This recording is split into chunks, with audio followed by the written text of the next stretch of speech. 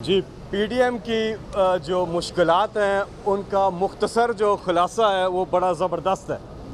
अवाम में नहीं जा सकते क्योंकि अवाम इन्हें चोर कहते हैं। इलेक्शन में नहीं जा सकते क्योंकि इनके वोट मुस्तरद हो जाते हैं। पंजाब असम्बली में नहीं जा सकते, वहाँ पीटीआई की अक्सरियत है। और अदालत में नहीं आ सकते क्योंकि इनके पास कोई दलील नहीं है। ये जो केस है ये सीधा सीधा केस है, सीधा सीधा केस है, कोई कॉम्प्लिकेटेड केस नहीं है कि इसमें फुल बेंच बने।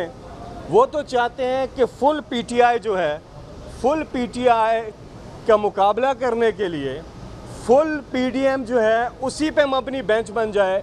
दोस्त मज़ारी को उस बेंच का हेड बना दें और बाकी एक एक मेंबर सारी जमातों से उस बेंच पे बैठ जाओ, खुद ही फैसला कर लें। ऐसा नहीं होता।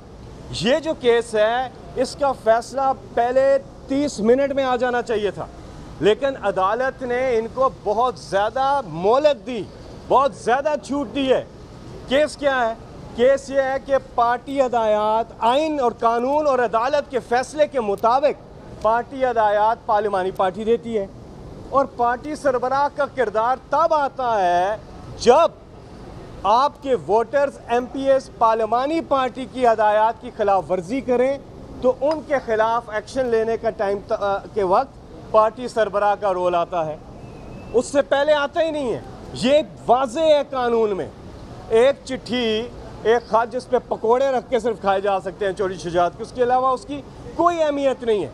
वो दे देते हैं चुपके से, डिप्टी स्पीकर की जेब में डाल देते हैं।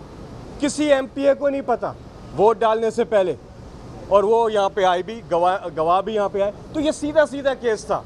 इस पे कहते हैं जी फुल बेंच बनाए, और ये ऐसे ही है कि आप पूरा मैच खेल रहे हैं, आपसे रन्स बन नहीं रहे हैं और आखिर में आप कहते हैं कि जी हमने नहीं खेलना। भाई आप आके दलील दें। आपको बहुत ज़्यादा वक्त मिला है, बहुत ज़्यादा वक्त मिला है। पीटीआई को कोई वक्त नहीं मिला था। पीटीआई की फ़ौरन अदालत लगी, फ़ौरन फैसला आ गया और ये बेंच पे शामिल थे ये जज साहिबान।